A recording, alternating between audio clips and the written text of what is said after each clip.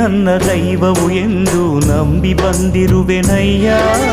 ನೀನೇ ನನ್ನ ದೈವವು ಎಂದು ನಂಬಿ ಬಂದಿರುವೆನಯ್ಯ. ಕಷ್ಟಗಳೆಲ್ಲವ ಪರಿಹರಿಸಿ ನನ್ನನು ಸಲಹಯ್ಯ. ಕಷ್ಟಗಳೆಲ್ಲವ ಪರಿಹರಿಸಿ ನನ್ನನು ಸಲಹಯ್ಯ. ನಿನ್ನಡಿಗೆ ಬಂದು ಶಿರವಾಗಿ ನಿಂದೆ ದಾರಿ ತೋರಯ್ಯ ಮುಂದೆ, ದಾರಿ ತೋರಯ್ಯ ಮುಂದೆ.